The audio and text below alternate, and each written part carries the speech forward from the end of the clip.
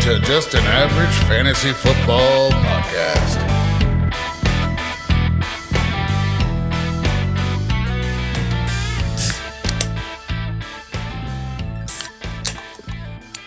Well, welcome into Just an Average Fantasy Football Podcast. I'm your host, Daniel Hayes, with Matt Baker. And that's me. You can find us at avgffpod.com. You can go there, click the buttons, go to the places, listen to us, subscribe, follow.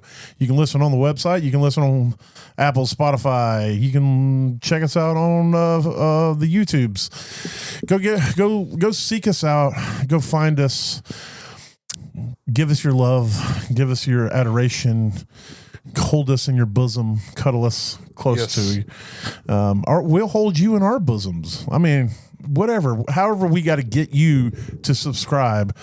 Whatever we got to do Within general reason and legality. I mean, handies are still on the table. Definitely.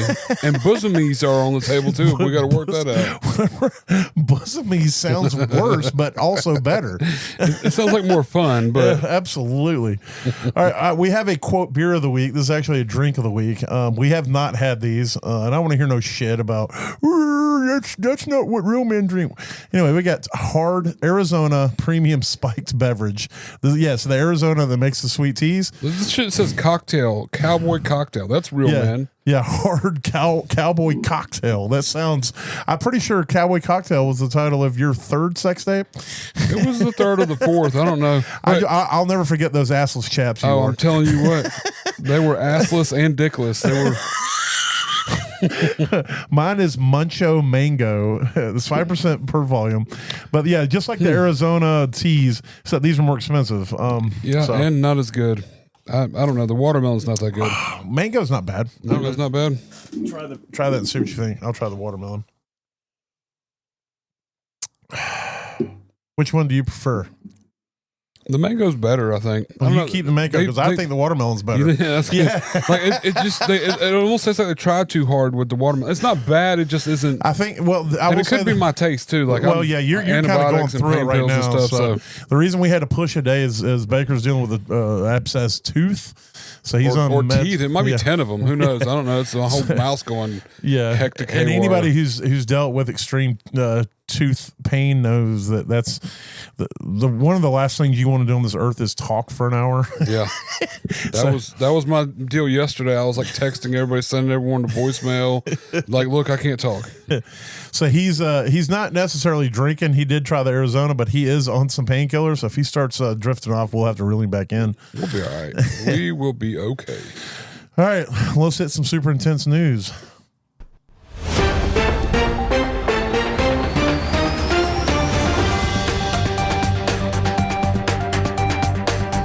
All right. This just in.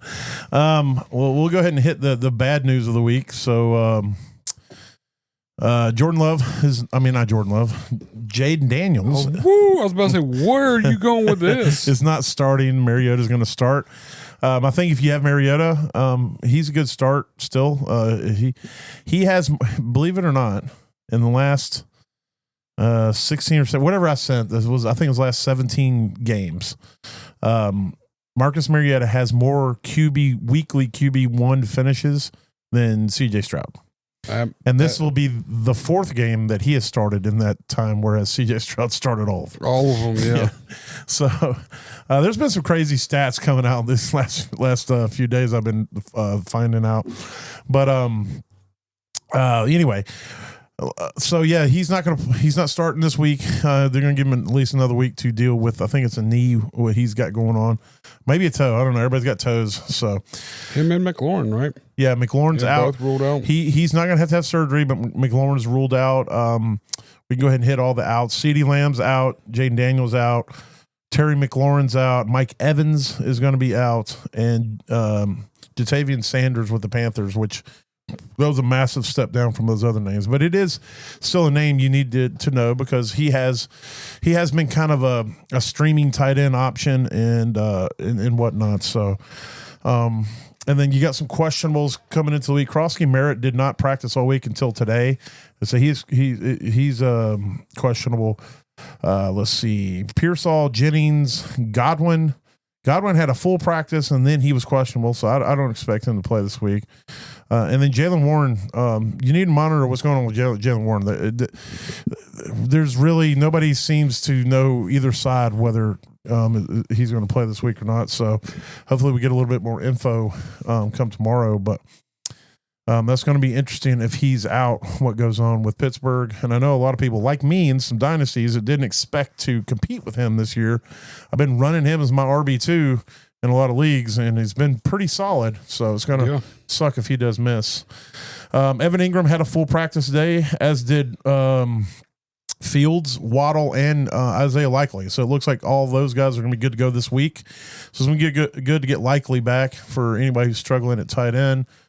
And it's good to get Fields back. I mean, the Jets haven't looked great, obviously, even when Fields played, except for game 1. Game 2, they did not look good, and then Fields obviously got hurt that game. But Fields is better for that offense as a whole than Tyrod Taylor. So they're playing against Miami. Miami is an absolute dumpster fire on defense. So I expect if he can play, I expect good things for that offense this week, at least for the main participants.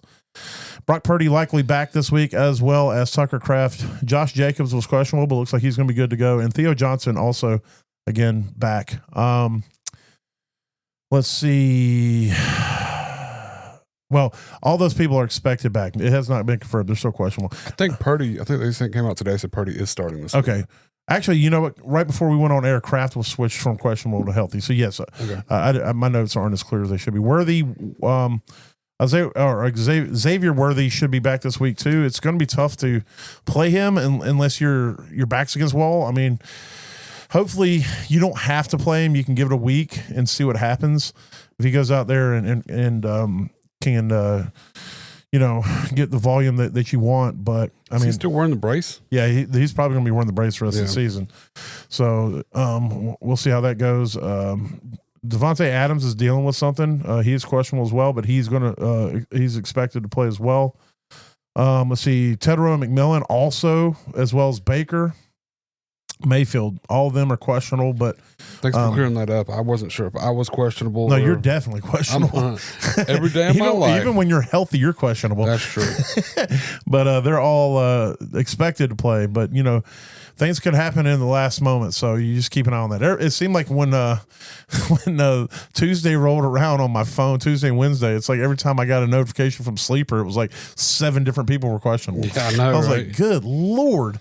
I hate that they got rid of the probable designation. Yeah. Because it's like now everybody's questionable, and unless you dive into it and see what's going on, you don't really know what that means. Every once in a while, you'll get a doubtful. Yeah. Doubtful, you can pretty much understand that they're going to be out. They're not going to play. But the questionables could be anywhere for they're going to miss a week to, they're fine. They just got to hang them. Yeah. They're sick. They got nauseous before practice, and they got to put them on the questionable.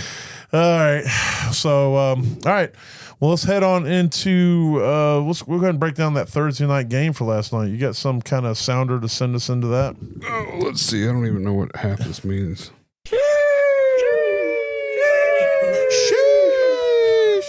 You know what? That's actually good shit for what that game was last night. I like that. So last night you had the Seahawks coming into the week. They were 2-1 going against the Cardinals that were also 2-1. I didn't realize the Cardinals were 2-1. I guess I haven't paid much attention. But it's been who they played. They played the Panthers. They played the Saints. Yeah, that's what it is. That's 2 of their wins. Oh, well, yeah, they're 2-1. And there's not another team you can name. And they did not play great against either one of them. It's just the other teams. Those other 2 played way worse. Sam Darnold, I regret talking smack about Samuel. He looks good. He's so. The only word I can think of at this moment is poised. Like last night, the game, confident, it was just like every throw. He knew what was going on. He saw the field well. And it could just be Arizona's defense out there bunging Well, the it defense up, too, but the play calling looks like it's pretty good. Yeah. His offensive line looks a lot better than anybody expected it to be. Yeah. And so, I think that he looked great last night, made some really good throws. The game was kind of a dud until the fourth quarter, really. And then things started picking up drastically. Jackson Smith and Jigba saved the night because I think going into the fourth quarter, it was not good. Well, he didn't have a single target or catch until after the half. Yeah. So, I mean, and then after that, it was like they ran him out of the backfield. They hit him for 11 out, and then they threw him again, got him for 21. And yeah, it was like all of a sudden he just opened up, and that was part of the second half of the game that was made it good. And he carried the ball, 3 times, and so that helped get him involved in this game. Charbonnet and Kenneth Walker both had decent fantasy weeks. Charbonnet, of course, got the touchdown, but he had 12 carries. I mean, he seems to be in plus matchups. He looks like he can be a solid flex play. Yeah, definitely. Kenneth Walker is weird to me. Like, he'll break off a 25-yard run and then he'll lose 7 yards. For trying to break away from tackles. He'll have like 3 carries where it's all loss a yard. Yeah, and then he'll have one for 61 yards. And then, but it's 16. Like when he has those good runs, he looks amazing. He makes like 3 guys miss. He does a spin move. He hurdles a dude. Stiff arms one guy into the ground, and then like 2 plays later, he breaks a tackle in the backfield and runs backwards, and then gets tackled by 6 guys for a loss of 10. Runs into his own guy, twists around backwards, and gets tackled by the next guy behind him. Or whatever. It's so weird, but yeah, he had an okay fantasy night. I think you can pretty much expect, as long as they're both healthy, that's going to be a split backfield in the future. Let me get on the right league here. There we go. Why would you ever do a thing like that? Yeah. Cooper Kupp's pretty non-existent right now. So I don't know. Torrey Horton actually almost had a touchdown catch. He's a prospective ad on your bench, but AJ Barner to me is somebody I think you can grab and stream in some plus matchups. He's not getting a ton of volume, but man, that touchdown catch he got, he looked great, and it looks like it's somebody that Darnold trusts when they get inside the red zone. So you get some touchdown upside. He had another really solid target down there too, right after the Arroyo attempt. For that was called back on I think it was a offensive call or something, but it was a really good looking pass. I don't know. I really like AJ had Barner. 4 targets too. Yeah, Arroyo's. Both of these tight ends are people that I'd be looking at just because Sam Darnold, the more confident he gets too, I think he's kind of moving this ball around a lot more. Like I think in the first half he had 9 attempts on 8 targets. 8 different people he's throwing to, and that's good. Like moving the ball around. It sucks for trying to figure out who's going to be that guy, which we know is JSN. But you have these games where you get worried at halftime when they only got 1 target or no targets, and then all of a sudden it opens up. Well, and the thing is too, we have to always remember this is still his first year in this offense with these players, and so they're only. I know they were together at training camp, but they're only 4 games into a season playing together, and so they're still kind of learning each other and learning this offense all together. So I think it's only going to get better for them. Their defense is solid, so they're going to be in a ton of games. And so on the other side of the ball, I'll tell you, Arizona did not look good for the vast majority of this game. Yeah, no, it was very ugly. Kyler Murray to me just seems like he is disinterested. Like he makes some great plays with his legs. He gets out of the pocket, he moves. He'll make some good throws, and then it's hard to tell when those interceptions happen. I mean, it's not really hard to tell. One of them, Marvin Harrison quit running his route, but it was overthrown. I don't know if Marvin Harrison could have done anything, but he did stop on the route. He paused up and set back. And then the other one, he basically just handed to the defense. It hit him right in the hands. Oh, yeah, so, Marvin Harrison handed it hit him. It was right in his – it's not even a bread basket. I think he has the same catching coach as Quentin Johnson did last year. Or basically non-existent. Yeah, just he's not. Yeah, him and oh my God, with the Jacksonville, Brian Thomas Jr. Oh, Brian Thomas Jr. Yeah, they're on the same plan this year. But the boos coming out of the stadiums against Arizona, it was unreal, man. Yeah, they were booing the shit out of those guys. Well, a lot of it is so they moved the offensive coordinator out of the booth down to the field because they thought he needed to be more part of the game. But their play calling is a little suspect. But again, if the plays that are made that are messed up where Marvin Harrison didn't do what he did, or Kyler didn't overthrow his receiver, if those plays are made, then it's a whole different ballgame early on anyway. You know what I'm saying? So it's like, you want to blame it on the offensive coordinator, and maybe he's not calling the best games, but they're still not executing what he's doing. And if they would execute what he's doing, then it wouldn't look as bad, if that makes sense. Exactly, yeah. Which they did start executing finally, and they came back into that game. They ended up tying it. Their clock management was absolute garbage can. Yes. But they ended up tying the game, and they did get some momentum in the fourth quarter. Kyler did save his fantasy day because he did not. I don't think he had like 2 points going in the fourth quarter. It was bad. Yeah. But he did, use his legs. He ran the ball for 41 yards. He had 2 picks, but he also threw 2 touchdowns there in the fourth. DeRicardo is going to be the pass catching back. He's going to be the 2-minute drill back in the immediate future. So I think you can kind of count on that. Trey Benson was non-existent when they were in the 2-minute drill. But Trey Benson is the better back. You could tell when he ran the ball, he did just fine. He had 8 carries for 35 yards. He also had 5 catches for 19 yards. So he does have pass catching chops. What you got to hope is that he eventually gains the trust of the coaching staff to be involved in the 2-minute drill. But Jim Ricardo is the veteran.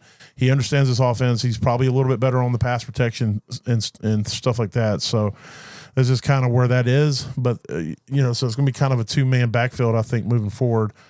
But I didn't think Trey Benson looked bad. But, again, the offense was playing from behind, and they really couldn't just sit down and run the ball. Yeah, and every time it was like Kyler Murray just dumping it off out to the side to him. Yeah, and then immediately get tackled. And gets tackled or he gets a yard out of it or whatever.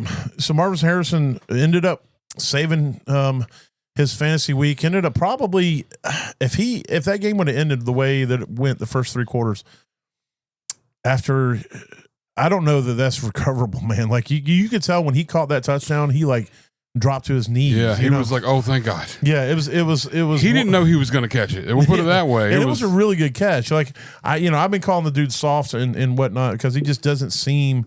Again, that whole offense just kind of seems disinterested. They're not really.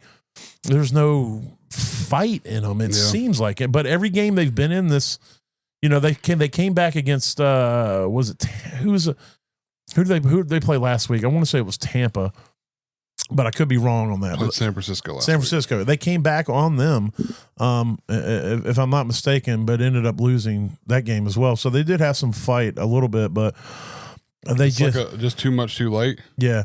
Or not enough too late. Right. And they didn't run enough time off the clock with this one, or they would at least got some overtime. I think they should have gone for 2. But I think if they'd have run the clock all the way down, they might have gone for 2 to just try to get the win and get out of there. But the rule generally is you play for overtime at home and the win on the road, but still. But yeah, Marvin Harrison ended up in a half-point PPR. Still got you 15.6, so that's good. And it's good to see that he ended that game on a positive note. He had some really tough catches moving forward. But and then Trey McBride, he had 11 targets, so that's nice. There really wasn't a ton else going on. He didn't break 10.5 point, but he still didn't kill you. So overall, it was an okay game. It was really kind of boring for most of it, and then it picked up there towards the end. But I think Seattle is a pretty sneaky team, and I think they're still, like I said, kind of galvanizing, and they could become a whole lot better. Yeah. They still are looking for that second receiver, whether it be a tight end or another wide receiver, but JSN is the dude there for sure. So, it's going to be interesting to see if any of these other guys step up to become playmakers for them. All right, well, let's move out of that and let's talk about some key games.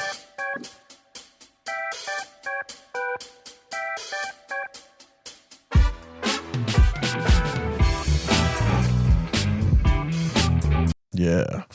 All right. Let's see. Let's kick it off with there's a lot of weird games this week. There are no key games this week. Yeah. There's games like it's like, you got like a really good team versus a bad team. Yeah. Or you got 2 middle of the road teams. So let's go ahead and kick it all the way down to the Eagles at the Buccaneers. 2 3-0 teams. Yeah, 2 teams 3-0. Philly coming to Tampa. Philly was pressed last week with the Rams, and they actually had to step up and throw the ball, and they did. So you're hoping that Tampa can do that with them again, force them to actually play offense. But you're playing both quarterbacks in this game. You're definitely playing Barkley. You're definitely playing Bucky Irvin. Outside of that, I'm fading all the other running backs. Wide receivers, you're hoping you can get another good week out of A.J. Brown. And again, it's going to require Tampa pushing them which I think they can because they're playing at home and they're a pretty good offense. And then Devonta Smith, you're going to play them. I don't feel comfortable playing any other wide receivers at all. Like Jahan Dotson's been non-existent for the most part of the season. He did play 78% of the snaps last week, though, when they were pressed a little bit. So that's interesting, but he still only had 3 targets. Yeah, he still didn't have much target, too. And then, Goddard's is in there as well. He's going to be playing 90% of the snaps. He only got 2 targets last week. But, again, it's going to be hit or miss with him. If the wide receiver – it's like you can't have a good game out of him and Devonta Smith. Yeah, exactly. So one of them will have a good game, and the other one's going to have a shitty game. But at least you always, I think more times than not, you'll have that touchdown upside with Goddard before the potential of Devonta Smith. Yeah, I would agree with that. You did. It's like the games when Devonta goes, 9 for 110, it'll be 9 for 110, but Goddard will be 2 for 1 for 16 and a touchdown. Yeah, that's true. So and then on the other side, you got Baker. Baker is hurt and he's got a bicep injury, but he says he's good to go. And if he says he's good to go, it's good enough for me. Bucky Irvin's been a little disappointing this season for where he was drafted. I mean, he's averaging under 3 yards a carry as a whole for the season. Or he's averaging right at 3 yards a carry, I should say. He's averaged under 3 yards week 1 and week 3. Has not looked good running the ball. He looked good against Houston. But he is getting enough work in the passing game, obviously, to save his fantasy weeks. But when you draft a guy like Bucky, where you got him, you're wanting 20-point weeks and a half point. You're not getting that. So he's not terrible. He's not killing you by any stretch of the imagination, but he's definitely not getting up there where you wanted him to be. Ibuka is. We'll talk more about him for sure later, but he is. Oh, yeah, because I have him in my DFS. Never mind. I was like, I thought of him as a smash, but I don't. But, yeah, he's going to be fine. Mike Evans is out. Chris Godwin may or may not play, but even if Godwin plays, I don't know what he's going to be yet until I see it. I think Ibuka is going to be the main focus. If Godwin does play, are you willing to throw him out there in a pinch? No. Yeah, I think I'd be more inclined to play Cade Otton if Godwin plays. Yeah, just because I feel like if Godwin is on the field, defenses are going to have to be right by him just in case, which is going to open Otton up. I think that's a part of the way the defense is just. Otton hasn't had a very good season this season at all. But I mean, I think I feel like it's more based on they're kind of shutting him out, and they had Evans and I don't know. I just feel like Ibuka and Otton kind of play similar roles in the pass catching side of it and everything, even though they'll run Ibuka down the outside. But I feel if there was double threat up close, that Otton will be the one that gets left open, if that makes sense. Yeah, I mean, I don't know that I would say Ibuka and Otton play the similar roles, but I will say that I guess when Mike Evans is out there, then there's probably what you're saying. And without Mike Evans, I think Ibuka is going to be more on the Mike Evans type roles. And so I don't know. I like Cade Otton better if Godwin doesn't play, just because I don't think Shepard's going to be good enough that he would steal those targets. Godwin has potential that he could, but again, who knows what he is. His injuries was kind of catastrophic, and he's older. So I don't know. I mean, a lot of people are even thinking that he's just going to be a kind of a shell of what he was. Yeah. I'm going to throw my phone through the wall. Don't do that. When I have headphones on, it's like I have no idea who you are, bro. Like you have the same face as a guy I know, but your ears are not the same. Yeah, it's just you're not the same person. It doesn't matter how many times I swipe up. It's like, no, you're not getting in this phone. Like, it ain't happening. If you ain't got the code, you can fuck off. But yeah, I don't know. I play in Otton in some extreme cases, but he's had 7 targets total for the season. He's only caught 3 of them. So I just I don't know. You remember 2 years ago we talked about how Otten played 90% of the snaps. He was running all these routes and he was not getting any work. It's what it feels like. Yeah. Feels like we're right back to that place where it's like, hey, Otten, go out and just run. We're never going to throw you the ball. It's like, so it just isn't going to happen. Yeah. If he was getting targets and not catching them, that's one thing, but he's not even getting targeted. Yeah. Yeah. So I don't, but who knows? Maybe Mike Evans is the guy who takes all the targets away from Otten. Seriously, like last year when he did, because he's a 50-50 guy, he don't really play the downfield stuff. So maybe it's more Mike Evans stealing the targets from Otten. That might be it too, yeah. We'll see. Let's move over to if you'd have told me this is going to be a key game at the beginning of the season, I'd have laughed at you. But the Indianapolis Colts 3-0 going out to Los Angeles to play the Rams, who are 2-1. Daniel Jones and Matt Stafford. The Rams are a really good defense, but Daniel Jones is almost you got to start him. He's the number 4 quarterback on the season right now. So crazy. If you and told me that in the PPR. beginning of the season. Yeah. No way I'd have believed you. And so, it's like every week I see him on the bench and I'll have like Purdy or Bo Nix or whatever. And I see Daniel Jones and I'm like, I can't play him over those guys.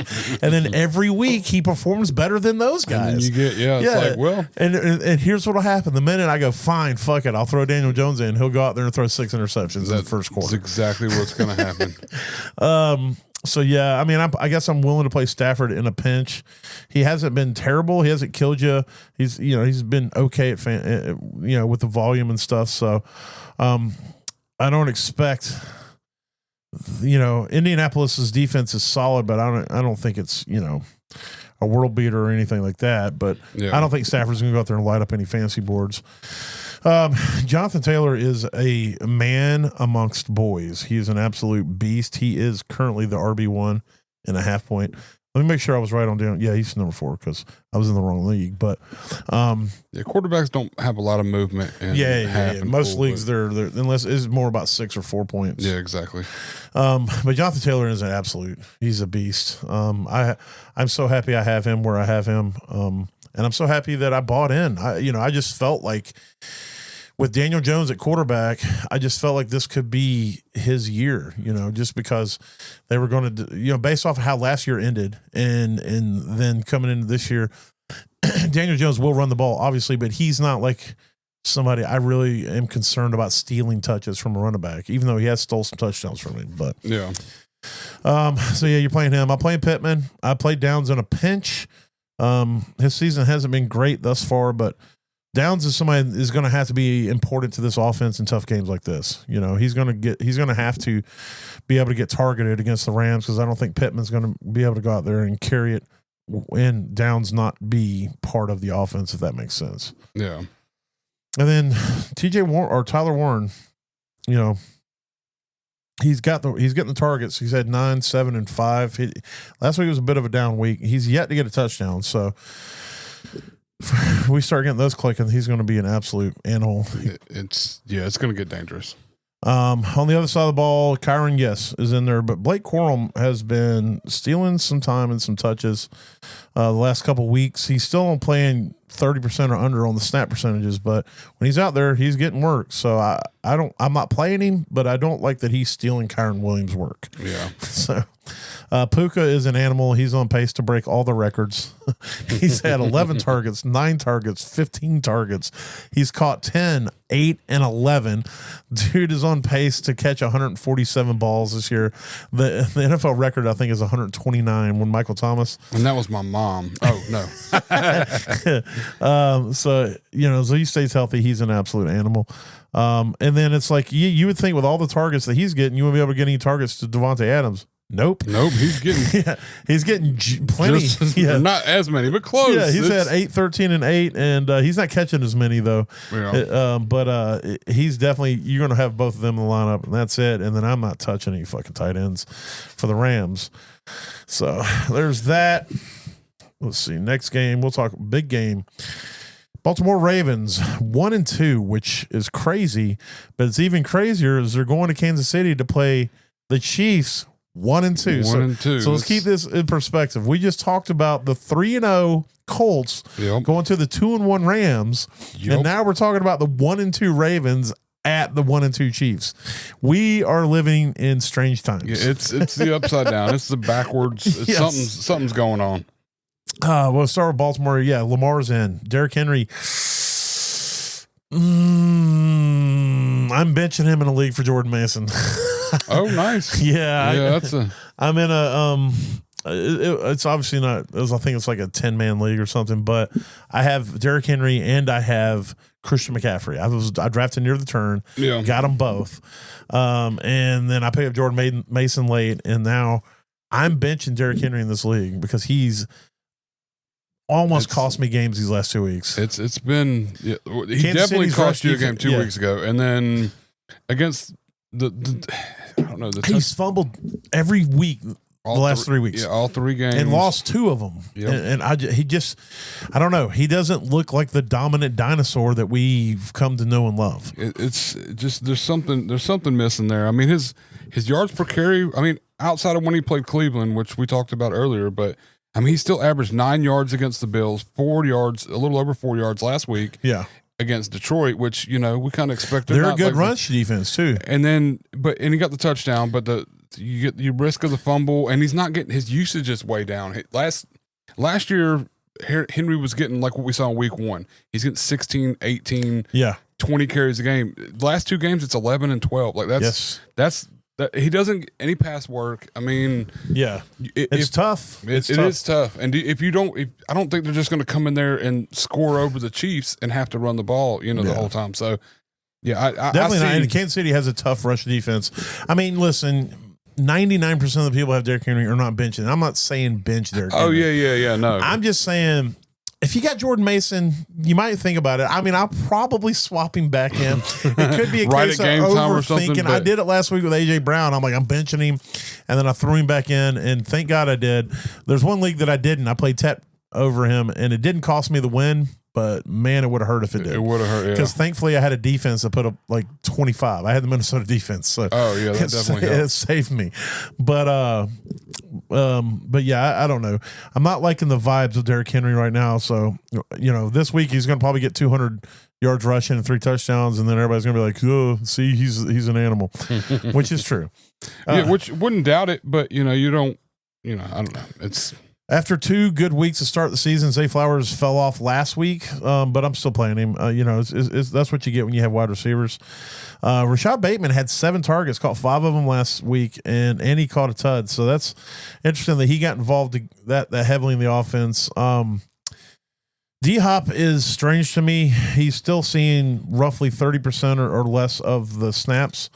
But he gets targeted in the red zone. He gets a long plays. So if you're super desperate and you're looking for an upside and you need a touchdown, he could be that play. But otherwise, I'm fading him. What are you doing with the tight ends if Isaiah Likely plays? We saw Andrews has been absolute ground up ass meat for 2 weeks, and then last week he shows back up on the scene, and now Likely's supposed to be back out there. Yeah, I really don't know. I don't know if this was like Mark Andrews. Likely's playing next week. I got to get all my stuff done this week. I have Likely quite a few places, but I don't know. I'm always nervous to throw him in that first week, and it's never been bad. I don't say there's never been anybody when they say they're ready, 89.9% of the time they're ready. There's not a problem. Is that a verifiable stat? I don't know. I created that right now. But I mean, it's like we're always nervous about putting somebody out there when they've been gone with time, with an injury, with a broken leg or turf toe or arm, shoulder, whatever the injury may be. And we're always like, they're not going to be. And then like most of the time, more times than not, I would say, like it does happen where they come out there, re-injure it, re-aggravate it, and they go out of the game. But it just seems like most of the time when you're not, you don't just put them in there and just go with your gut. Yeah. Then they end up having a great week. So I don't know. I probably throw Likely out there. I want to say Egbuka last week was limited.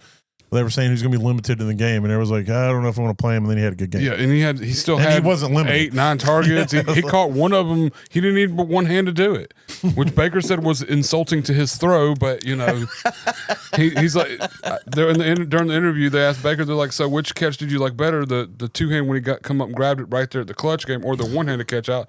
He's like, the 2-handed one. He said the one was insulting my throw. The 1-handed catch, that's an insult to my throw. So he doesn't need to be doing that. I told him when he came back to the sidelines, you don't need to insult my throws like that.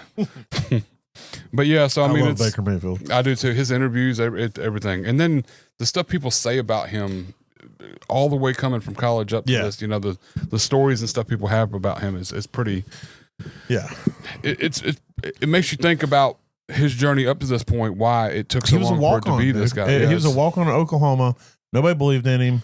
And then he got drafted, and you saw how Cleveland treated him. Like, yeah, he was drafted 1 overall, but then they treated him like asshole. He broke records as a rookie, and then they ran him out of town, essentially. And then Carolina ran him out of town.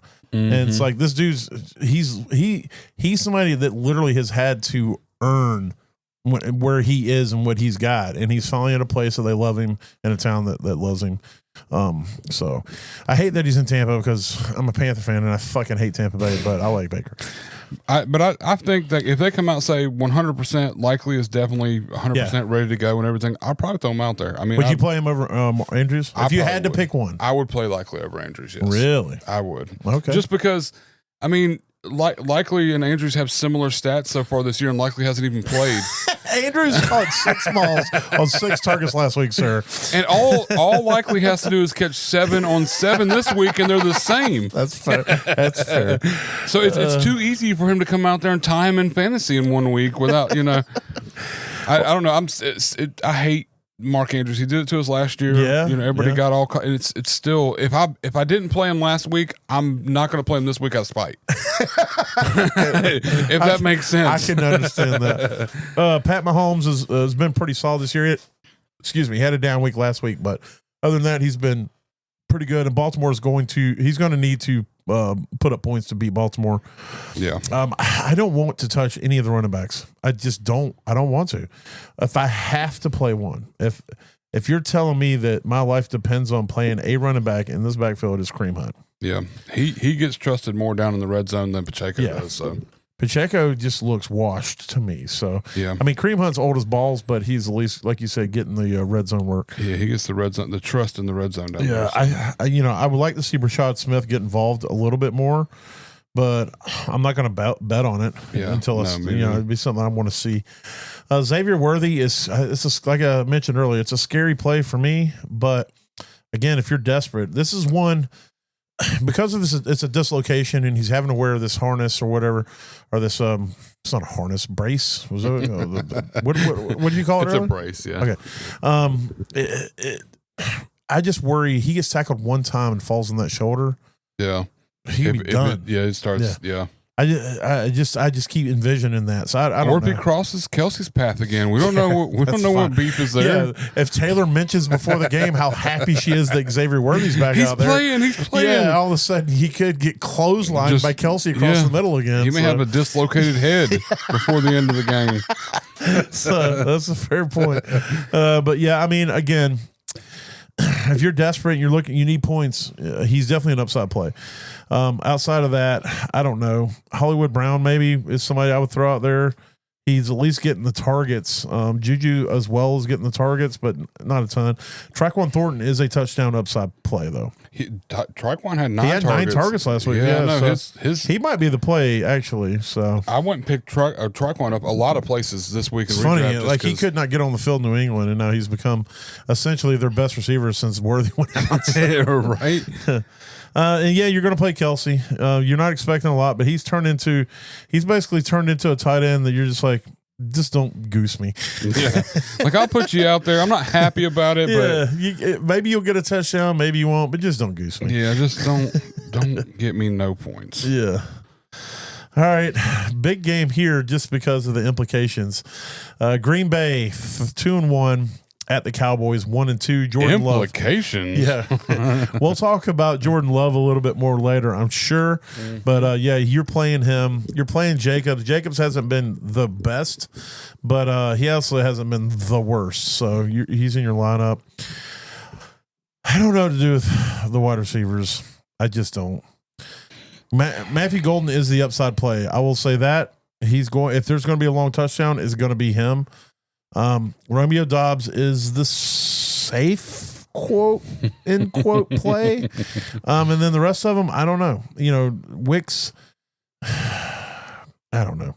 Yeah, it's gross. Tucker Kraft. Yeah, Tucker Kraft's the only one that you can play with any confidence. And even last week he didn't do shit, so the confidence is still low. It's still low confidence. But I would play Tucker Kraft. On the other side of the ball, I don't want to play Dak against Green Bay. I don't want to play Javonte against Green Bay.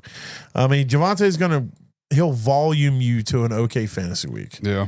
But I don't expect it'll probably look similar to last week. He'll have maybe not the yardage, but he'll have 15 carries for 50 yards. Yeah, and then he'll have 7 or 8 targets. Yeah, hopefully, something like that, and hopefully, maybe a touchdown if they score any. Yeah, I think Pickens is a good play here, even though this is against a tough defense, because he's the dude now.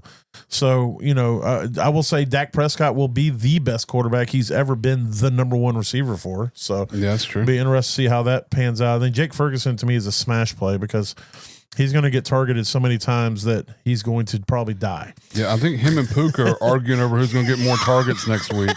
They're absolutely fighting over who's going to get the most targets this week. Sneaky pick at the end of the season. Ferguson finishes with 10 more targets or 10 more catches than Puka does. Yeah, Puka finishes with 140 catches, and Ferguson finishes with 141. Yeah, and nobody's even looking at him because he's a tight end instead of a receiver. Yeah, but Ferguson only has like 850 yards, and Puka has 2,000 yards. Exactly. That's what's going to happen. Let's see. All right, let's head into the primetime games. The Sunday, that's the Sunday night game. And then Monday night, they got 2 Monday night games this week. Yep. Oh yeah, because they got the where's it at? It's in Mexico City. Is it in Mexico City? I don't know. Let's see. Let me click on it. It doesn't tell me where they're playing. But you got the New York Jets at Miami. The Jets are 0-3 as well as the Dolphins. So somebody's going to get off the schneid this week, or they're going to tie and be 0-3-1. Should be horrible. That would be hilarious. That would be. I'm playing all the Jets players that are viable. I'm playing Fields if he's out there. I'm playing Brees and I'm playing Garrett Wilson. I'm not playing any tight ends, but I'm playing those 3 for sure. And they should all have a really good week because Miami is trash on offense. That is correct. I mean, trash might play better, defense. A bag of trash might play better defense than the current defense. At least it would be in the way of the offense. Yeah, at least might be to knock them down. I don't know about the other side. I mean, you're going to play Achane, you're going to play Tyreek, you're going to play Waddle. I don't want to play Tua. I'm playing Mariota over Tua this week. I would have played Mariota over Tua last week. Had I've been paying attention, but Mariota played a Thursday night game and then it was too late. Oh yeah, you missed it. Yeah, but I don't know, man. Tua is just I don't know. He's annoying.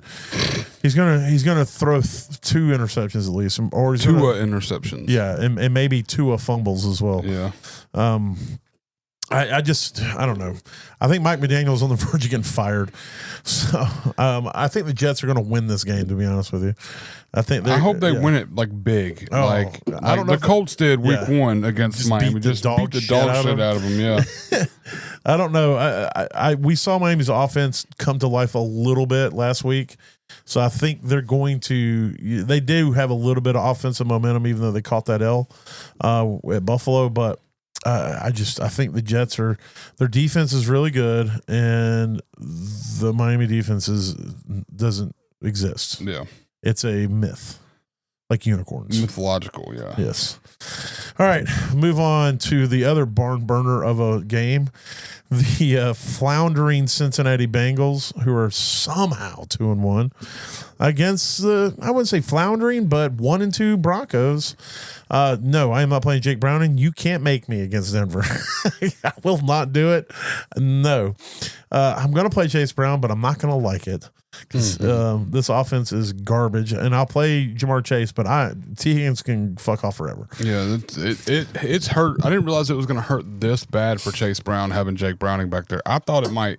It was 1 week. It was 1 week. Yeah, hopefully they got something figured out because he's still got 6 targets, caught 5 of them. It wasn't. Yeah, it wasn't like it's Chase. Yeah, I know. We want 20-point weeks, and I get it. That's what we deserve. Even 15, like 15-point weeks. At this point, give me 12, bitch. Yeah, exactly. No tight ends, please. Thank you. I'm absolutely smashing Nix this week. I'm smashing Dobbins this week. Dobbins is the dude. Start of the season, he went from 53% of the snaps, 45% of the snaps. Last week, he was 67% of the snaps. He averaged almost 8 yards a carry last week. He's averaging over 5 yards a carry this season. I just need him to get more involved in the passing game. He's only had 6 targets on the season. He's had 2 in every game. I need 6 targets a game, please. Pretty please. RJ Harvey seemed to be involved more, but only a little bit. Like, if you look at his snap percentages and his usage, there's nothing grandiose. The only thing that differed really was Tyler Batty went from playing roughly 20% of the snaps to only playing 4%. Yeah. And so it makes everybody's thinking that Harvey is due, but really I just think it's J.K. Dobbins' backfield. And whoever they feel like throwing in the second, Every once in a while, just this guy's going to be out there. You're going to play Cortland Sutton. Don't get off of Troy Franklin yet. Just wait. Give it one more week. He's still playing roughly 80% of the snaps. He's still the second guy that's out there the most. If this week it's another bad week, then okay, we'll move away from him. But just give it one more week. I know we want Marvin Mims to be the guy, but he's playing under 50% of the snaps. He's still a gadget guy. It's right now Cortland Sutton and Troy Franklin are the 2 receivers for this team. Yes. And then Evan Ingram is back, but I don't know if that's a good thing. Yeah, he has done. It's shown us nothing this year. Exactly, garbage this season when he's supposed to be the Joker. Maybe that's the joke. The joke's on us. More like the choker. Am I right? Where's it at? There it is. Oh, I got a drum roll and a rim shot. It's the same picture for 2 different things. It's 100% the same picture. They're both drums. I need like some way to identify. Let's see. Rim shot starts with an R. Drum roll starts with a D. D would be before R. R would be ahead of that. So that's the top one. Now I remember. You're so stupid. How many plus ones and minus ones is that? 13. All right. Well, there you go. There's the illustrious games of the week. Games of the week. Our key games. So from there, we're going to hit on buses, ballers.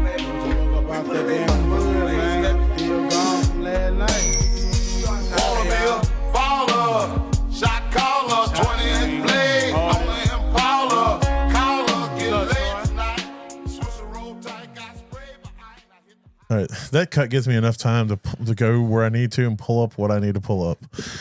All right, so Smokey Ramirez, as he's known on the streets, Larry Cowan, the bus driver. He's got so many monikers, he's got so many names, so many, and those are all the nice ones. You should hear the ones that people say that aren't nice.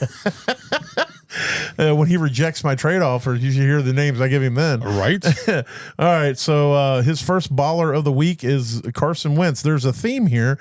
They're playing Pittsburgh. He goes, we've picked on the Steelers defense all season. No reason to stop. Got to ride that train, baby. Respect.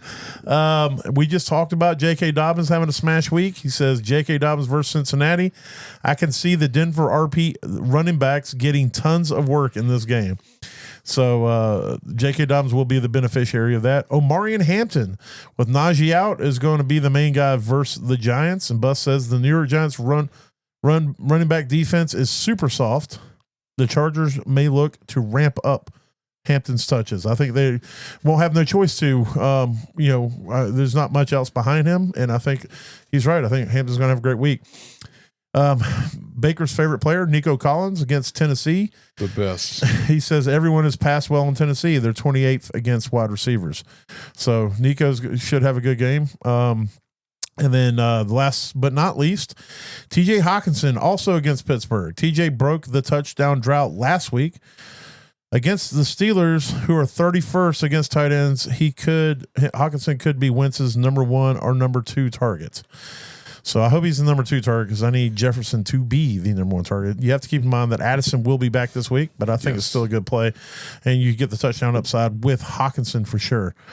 And then he did throw in a bonus, said 1 or 2 of Chicago's wide receivers will have huge games. Good luck guessing which 1 or 2. I would guess against that it's Odunze. I think so too. I think Odunze is taking the job from DJ Moore currently, and he fits into what they want to do on offense a whole lot better than what DJ Moore does. So I mean, judging off this season, if you pick 1 or 2, it's going to be Zacchaeus or Odunze because they're not using DJ Moore like they have in the past. No, he'll like get 3 targets and then run the ball twice for 5 yards. Yeah, and luckily last week one of the targets was a touchdown. You know, like and I think he still went 3 for 4 yards and a touchdown. Yeah, it's definitely not been a good season. There's a chance he could get traded. I hope it's back to the Panthers. Oh, that'd be cool. Him and Tet. I hope he goes to the Bills. I mean, that would be great too, but I just want him back in a Panther uniform where he should have never left. Never left from? Yeah. All right, let's hit on those don'ts. No, God! No, God, please, no! No! No! No! That's what I say. Every time somebody says, do you think I should play Aaron Rodgers this week? God, no. All right. So, Aaron Rodgers isn't on the don'ts because he should be on everyone's don'ts. Yes, he should just be a don't. All right. The don'ts this week. Number 1 on the list is T. Higgins at Denver. Guess what? Denver, really good against wide receivers, and T. Higgins has been unmitigated horsey ass meat. I don't know what that means, but it's not good. I promise you that.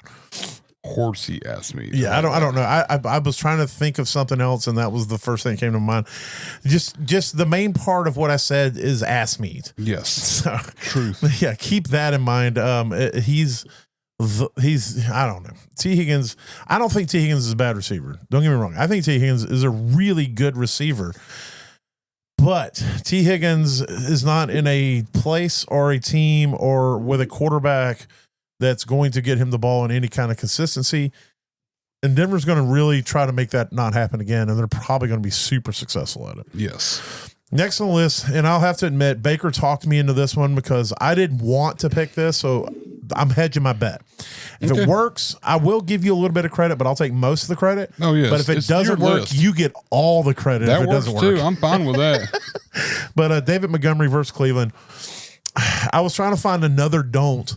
And I brought up I know Cleveland's tough against running backs, and I was like, I'm not picking Gibbs. Gibbs is just too good. He goes, yeah, you can pick Monty. And then he started telling me the stats of what Cleveland's done against running backs, and I'm not 100% sure Gibbs has a good game. Based off of that, I do know that they are playing at home. Detroit is. I do know that they have a really good O-line. So I think Gibbs will be fine, but I do worry about Montgomery and his style of play because it goes completely in contrast with what they do on defense. They shut the middle down in between the tackles, and they're going to focus on stopping Montgomery. So just be wary of that. And then that was really all the don'ts I have. I would play other people over both of those if you have better options. The other one is a concern, and it's not. I'm not telling you to bench him. We talked about it a second ago. I'm not that insane. And I'm not going to bench him in most leagues, but I did for Mason as of right now. We'll see what happens on game day. But Derrick Henry at the Chiefs. This is more of a, if you're depending on him to carry you, you need to find some other upside plays in your lineup. I would go look for them if you can find them to try to, if there's any way you can, because I just worry that Henry might, if he has a 10-point week, that's probably a good week based off of what's going on. But he also is a dinosaur and could at any point just awaken and run for 200 yards, even against a good defense. So, like I said, this isn't a don't. So even if he has a bad game, I'm not going to be like, oh, I told you not to play Henry. But I just wanted to throw a concern out there because I really couldn't find another don't that I was feeling. Yeah. So, because look, just tell you, I don't just find people to throw down here. I actually look at it, try to do some research, and come up with people. And if I don't feel like there's 3 of them out there, I'm not going to just find one and throw it down. But I wasn't going to come up with David Montgomery until Baker talked me into it. So that's my bad. I mean, no, it's fine because again, if it works, I get to own that, but I get to blame you if it doesn't, it's a win-win, to be honest. That's true. I get it. So, all right, there it is. T. Higgins at Denver, David Montgomery versus Cleveland, and just be a little concerned about Derrick Henry and kind of track the vibes. If he has a halfway decent game, but it's not looking great, like if he's averaging 3 yards a carry, but he gets a touchdown or something, next week might want to trade him. Yeah, might want to work real fucking hard to get him off the team. Get away from it, so you don't have that worry. Yeah, so that's really kind of where I'm at now. So, all right, well, let's hit those bottoms. Unless they happen to be power bottoms. What's a power bottom? A power bottom is a bottom that is capable of receiving an enormous amount of power. Actually, Mac, you got it backwards. You see, a power bottom's actually generating all the power by doing most of the work. Does the power have to do with the size or the strength of the bottom? Now, Dennis, I've heard that speed has something to do with it. Speed has everything to do with it. You see, the speed of the bottom informs the top how much pressure he's supposed to apply. Speed's the name of the game. Right, buddy? There you go. Next week we'll have power tops. Yes, and that's where speed has nothing to do with it. And that's where we're going to talk a lot about DK Metcalf. Yes, yes, please. And we might throw Jimmy Garoppolo out there. We ain't heard his name in a while. I will say, Sam Hartman, maybe. Garoppolo is definitely a power bottom. Oh yeah. Well, maybe depends on how I'm feeling. But Sam Hartman, listen, look, we joke, but man, that's a romance novel looking man. That dude is on a book cover somewhere. Absolutely. If I was him, I would give up football and do nothing but walk around shirtless and try to become a model. Anyway, all right, so make sure I'm in the right headspace here. You said headspace. Yes. Deep. Okay, so Baker's bottom, owned in 7% of leagues, decent matchup, and they're going to be playing from behind. Who did you say? I haven't said his name yet. my bad. I thought you did, and I missed Just it. digging deep, and this is a shot in the dark. There's not a lot out there in the running back landscape with so many injuries last week and waivers. Everybody's grabbing everybody and grabbing backups to backups and all this stuff, so there's not a lot out there, but this one, if I'm the only one that says it, cool. If I'm not, and y'all will be proud of me if it works out. But Kendre Miller for the New Orleans Saints, playing against Buffalo Bills, my Buffalo Bills. Buffalo Bills are soft at the run game. Yeah, they're butter soft. And Kamara's a good running back, but they have been using Kendre Miller a little bit more increasingly. He had 7 carries. He had 5, 7. He went from 15% to 27% last week, almost doubled his snap percentage, and he got 2 catches, 2 attempts last week, being involved a little more in this offense. I think they're trying to make Spencer Rattler work, so they're trying to get everybody they can involved and see what's going to fit. Yeah, well, I think they also know that their team's not going to go to the playoffs this year, so they got to know what's going on. Yeah. And Kendre Miller, we all know Alvin Kamara. He's not a dinosaur, but he seems to be trying to put up with it, like holding his own. So I think Kendre Miller is going to get a little more workout, especially in this game, because even playing from behind, as they have all season, he's still out there occasionally, and it could be a game where all of a sudden we see a Kendre Miller breakout game against the Bills' soft defense against the run. So he's only on the 7% of the leagues. And if I'm taking a risk, and he's owned that much. Yeah, it's probably as a cuff for Kamara. Kamara owners probably have hold to him just in case. But I do want to throw out there. I want to put my stamp. I want to stamp my name. Let me go ahead and. This is completely off subject, but I've been meaning to say this. I do not like the Saints. I like as an organization. I am a Panther fan. I live in Atlanta, and a lot of my family are Falcons fans, and we know the hatred between the Falcons and the Saints. So a little bit that has rubbed off on me as well as being a Panther fan and not liking the Saints. But I like Kellen Moore. I've always been a Kellen Moore fan. I think he has really good offensive scheme. I think he has a really good offensive mind. I say all that to say this.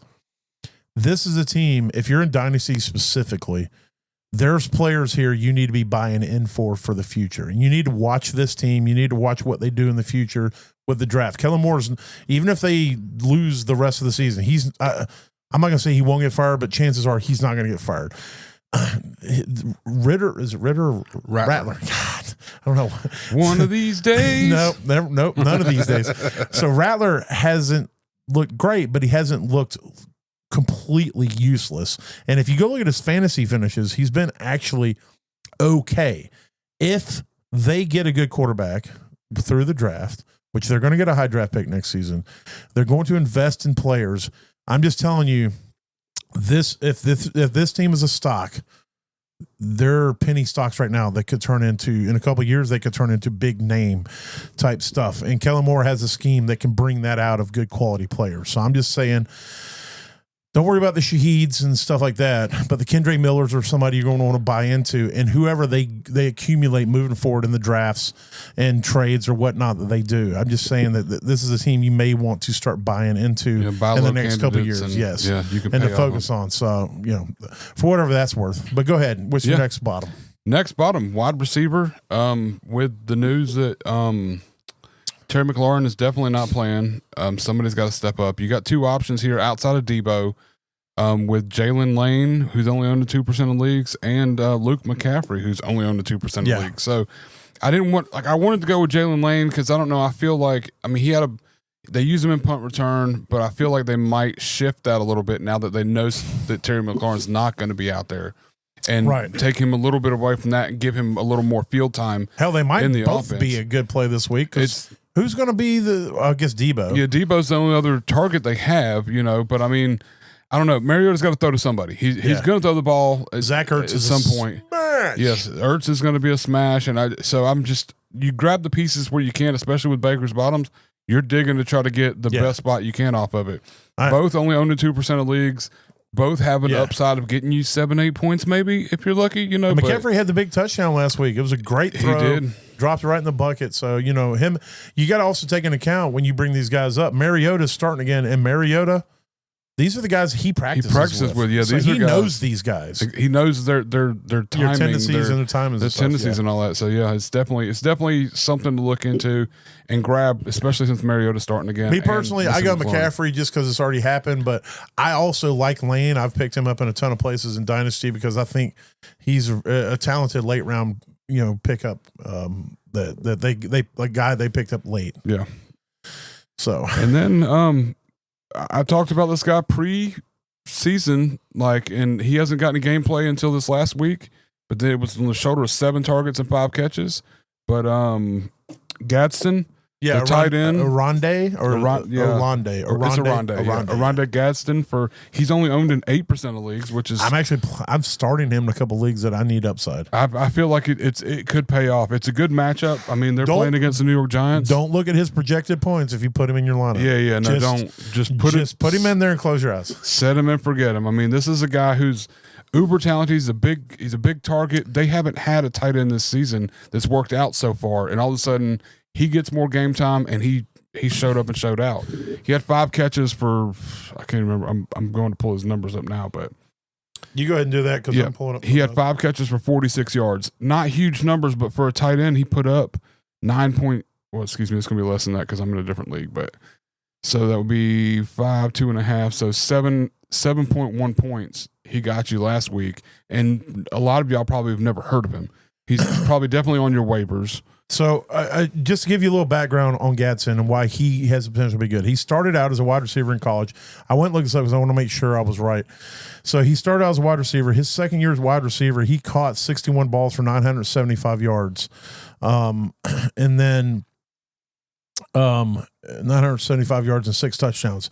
And then he was converted to tight end in 2023. He didn't do a lot, but last year before he came out for the draft, he caught 73 passes at tight end, 934 yards, 7 touchdowns. He was the main staple of that offense. He was their main receiver, and so he's got the production profile. He is extremely athletic. He's got the pass catching chops. He is a sneaky grab. If you don't start him, if you've got a roster spot and he's on your waivers, put him there. Grab him. Yes. This could be the week where he takes the starting tight end job, and he's somebody where in a couple weeks everybody's going to be like, "Damn, I wish I'd have grabbed Gadsden. That dude is absolutely money." I said before the season started that I was looking at him. I picked him up in like the last pick of a lot of rookie drafts I have or him off on a waivers. ton of taxi and squads. I grabbed him and just kind of held on to him and everything, just because, like you said, his athletic profile coming out of college and where his landing spot with the Chargers. I mean, Disley's out, so he's going to be the main guy there. Yeah, I mean, Conklin's there, but Conklin's done nothing this year. I mean, he's done nothing his career really. He's had like a few games. Minutes. I think he had like 5 minutes. Yeah, and so I like the landing spot. And he's been a healthy scratch for 2 weeks this season, and now they started him last week, and he immediately came into a role. So I mean, it's like, and that was on 26% of the snaps. If this guy's out here for 45% of the snaps, and he gets 9 targets and 6 of them, one of them's going to be a touchdown. You're going to be so happy you got him. Yeah, I think, like I said, I'm putting my money where my mouth is in a couple. I have a couple 2 tight end leagues where I'm desperate at the second tight end. I'm desperate at the first tight end in a lot of leagues too, but he's somebody I'm just throwing in. I'm throwing him in over people like Kate Otten. I threw him in over Kate Otten. That might be stupid. I may be sitting here next week going, "Why the fuck did I do that?" But I'm calling him a shot. This dude, he has. I don't know about his blocking game, but I know his receiving game is. There's not a linebacker or a safety that's going to cover him in this league, and he not be able to beat. I promise you. Yeah. But that's the Baker's bottoms. You got Kendre Miller, Jalen Lane, or Luke McCaffrey. You take your pick. They're both owned in nowhere. And Oronde Gadsden for the Chargers. Love it. Yeah. All right, give me something so we head into the smashes. Let's go. There it is. All right. My quarterback smash of the week is Bo Nix versus Cincinnati. I think that I just got to hope Cincinnati can score enough points for at least 2 or 2.5 quarters to force the Broncos to continue to pass the ball. But I think as long as they do that, Bo Nix is going to have a good game against that Cincinnati defense. Yes, nice. So I was talking about it at the beginning or last week or on air, off air. I don't know what it was, but Jordan Love against the Cowboys. I mean, I think this is going to be the week he figures out who his number 1 receiver is. That isn't Tucker Kraft. It's going to be somebody, but it's going to blow up. Matthew Golden. We're finally going to see Jordan Love we saw last year. He's going to throw the ball all over the place. He's going to have 3 touchdowns. It's going to be a big week. I think Jordan Love's going to blow it up this week. If Dallas can do anything, they can make a quarterback look good. And that's what we're riding with. You thought the Steelers defense looked like garbage. Well, the Dallas does too. Hold my beer. Dallas says, you know what? We borrowed the Steelers defense and sit 2 of them when we play. So, and Green Bay's like, we took Dallas's defense when we signed Micah Parsons, and that's a revenge game too. It is. Yeah. It could be we see Parsons just kill Dak Prescott, just annihilate that over there. Yeah. So. But yeah, so I'm going out and grabbing Jordan Love everywhere I can, play him. All right, who's your running back smash? Running back smash. Like I said earlier, the Bills' defense is soft against the run, and Alvin Kamara is still a man amongst men out there doing his best impression of a running back that's still top of the league. So I mean, I'm not going to second guess it. He is the Saints' offense right now. While Rattler has had some games where he's throwing it around. Rattler's not the offense. No, but I mean he's been putting the ball out there enough to keep defenses not stacking the box and loading it up. Kamara can have a sneaky slip away game where he puts up 2-3 touchdowns as well and just blows the good it all up. news is even if they get relegated to passing ball most of the game, Kamara's still going to be part of passing. He's still involved in that passing game. Yeah, he's definitely that third down guy they look at a lot to try to get that short yardage. So. My running back smash is Breece Hall versus Miami. Miami's defense, again, is trash. And I think this is going to be a week where Breece Hall reminds everybody why he's so damn good. And then my wide receiver smash is I think Drake London's going to get off the schneid this week. I think Atlanta's offense is I think they're realizing that they're kind of garbage can. One of the beat reporters for Atlanta tweeted out that when they're in the shotgun, they they pass the ball 93% of the times. Oh, well. And when Penix is under center, I don't know how many times it was, but however many times it is, only one of those times did they pass. They ran the ball every other time. So you can pretty much read. Yeah. We could read that offense. Is what you're saying. They're very, very, very predictable on offense, but I think they've probably know that now. I want to say that's probably why Carolina was so good last week, is they knew that and they exploited that. So Penix even came out and said he's got to do better.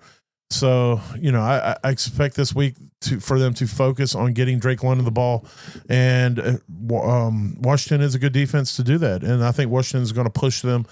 It's going to be, this game has the potential to be a shootout, I think. So like that a lot. All right. Who's your wide receiver smash? Wide receiver smash for this week is going to be, I don't like saying this, and if you just ask me any time up till now, Is it Nico Collins? it's close. It's Quentin Johnston. Oh God. I mean, this dude, I did not, last year he did not look good. He couldn't catch anything. Till the end of last year. He's a completely different perspective fantasy football player now, like football player in general, but he's catching most of his passes. Where we miss. You adding Rondé Gadsden in the league we're in just now. I did it. And dropping Pat Freiermuth. I did. I dropped it and I picked him up. I love it. But yeah, I think that this is Quentin Johnston has been eating defenses back there and not dropping the ball every time, and it's he's still going to have his drops, but the it's good time news to trust it. It's not every time.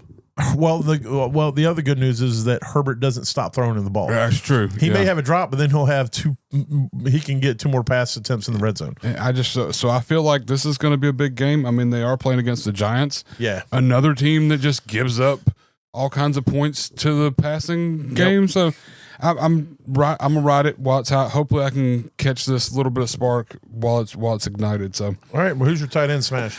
Tight end smash this week. It was difficult because I was torn between 2, and they were on the same team. So I had to pick the one I feel is gonna come out ahead, and that's gonna be David Njoku against the Detroit Lions. Wow. Yeah. I think this is going to be the game that separates it. We've seen Harold Fannin. We've seen his targets kind of go down a little bit. Week 1 it was up there, and then like last week he ended up with only 5. But Njoku's have been pretty consistent. He's getting 6-7 targets every game.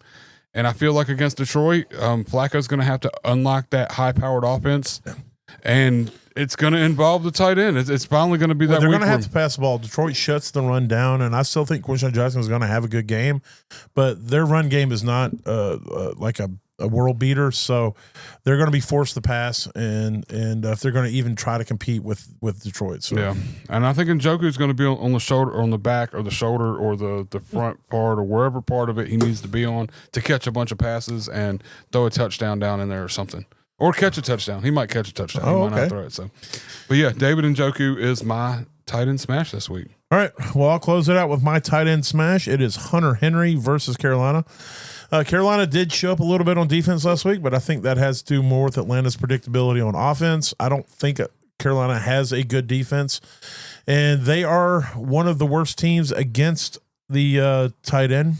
And Hunter Henry is Drake May's favorite target currently because he apparently does not like his wide receivers. Yeah, he doesn't so, at all.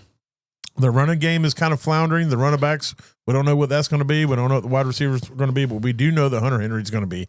And he's going to be the probably top receiver for New England this week. So it is Hunter Henry versus Carolina. Nice. So I got Bo Nix, Breece Hall, Drake London, and Hunter Henry. Who you got? Jordan Love, Alvin Kamara, Quentin Johnston, and David Njoku. All right. Well, there it is. Let's hit on some DFS. All right. I'll go ahead and kick us off on the DFS. First of all, I'm 0-3 this season. I am not playing good. So I forgot about that. I'm winning. And I'm keeping track too, right here in the middle of the table. Yeah, I know. I see it every time we come in here and I sit down. I have to look at a piece of paper where it's your name's written 3 times and my name is written. I didn't write week here. 0 times. And this is week 4. So I have completely changed strategies. Oh, nice. Okay. This week I'm going high dollar. Ooh, right? Yeah. Put my money on the table. So I go ahead and kick it off at quarterback. I have Justin Herbert. He's not I'm not going the highest yet, but that's higher than I usually spend at quarterback. So Justin Herbert at the Giants for 6,300. Are you building your lineup right now? No. I'm just looking at. Because I don't want you stealing. I'm just wondering if you're copying my picks right now. So why do you have Justin Herbert? I do. Justin Herbert is my quarterback for this lineup here. All right. Well, who are your running backs then? Alvin Kamara. Okay. As previously stated, smash this week, and James Cook. Oh, we are copying each other a little bit. I have James Cook at 7,100 and Christian McCaffrey at 85. I'm going to keep playing him as long as he's this cheap. He keeps it. I get it. At 8,500. And then my wide receivers, I have Keenan Allen to go with the stack with Herbert. Oh my God, you just stacked Quentin Johnston. Okay, all right. Well, at least you switched up there. I did. 5,300, and then I went with Emeka Egbuka at 6,800. He is going to be the dude with Tampa. I know it's against Philly, but Philly hasn't really been shutting down wide receivers, so I like it. And then I said, you know what? Fuck it. Puka gets all the passes. Puka Nacua, 7,900. So I got Keenan Allen, Emeka Egbuka, and Puka Nacua as my wide receivers. Who you got? I got Quentin Johnston to stack with my Justin Herbert. Drake London, because I feel like you stated earlier, it's an opening time week. You're stealing my smashes for your lineup? Man, this dude is going to light it up this week, I feel. He was almost going to be a smash of mine, but... And then Zay Flowers.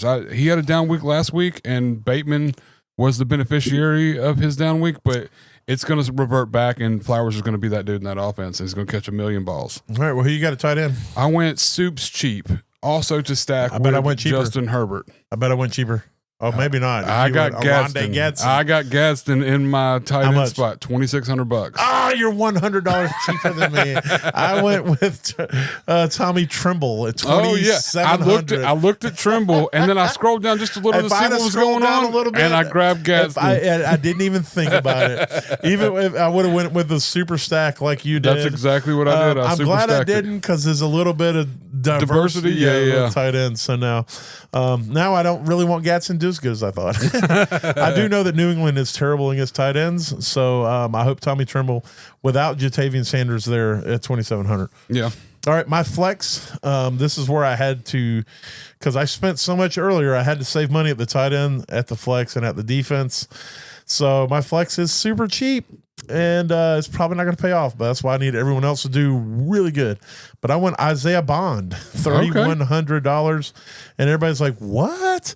Well, Isaiah Bond has, with Cleveland, has gone from 1 target to 3 targets to last week he got 4 targets. Yeah, it's just moving up. Yeah, so this week I need him to get 6 targets and catch 3 of them, and that'll and do something. Maybe even, I don't know, get crazy, get touchdown. Yeah, hey, do it. And so I just need a little bit from him. He's averaging 2.5 points a week, so we'll see what happens. And then I'll go ahead and throw my defense out there. I went with the Titans at Houston for 2,300. Nice. So I went with the cheapo of the defenses. Yeah. I went with the Browns. Against Detroit. They're a good defense. It sucks, but I mean, I'm hoping they get a couple good sacks, turnovers, a couple turnovers here or there. I mean, because the Lions do turn the ball over occasionally. Yeah.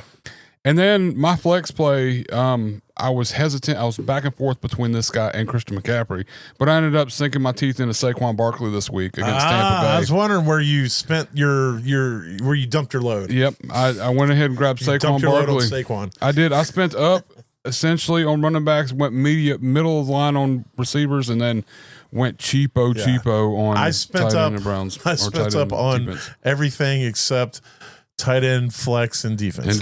Yeah. How much was your defense? 2,300. Okay, yeah. The Browns were 2,200. So you saved 100 there. I saved $100. Yeah, so but I bet my flex is cheaper than your flex. Oh, way cheaper. 3,100. Way cheaper. But yeah, that's the lineup.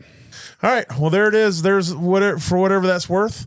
Like I said, if anything we say or do helps you get to that average place in your league, that means we did our job, because when you finish average, or if you break even, you don't finish last.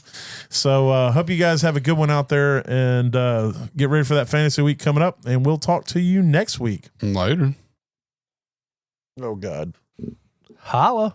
I had to remember the button.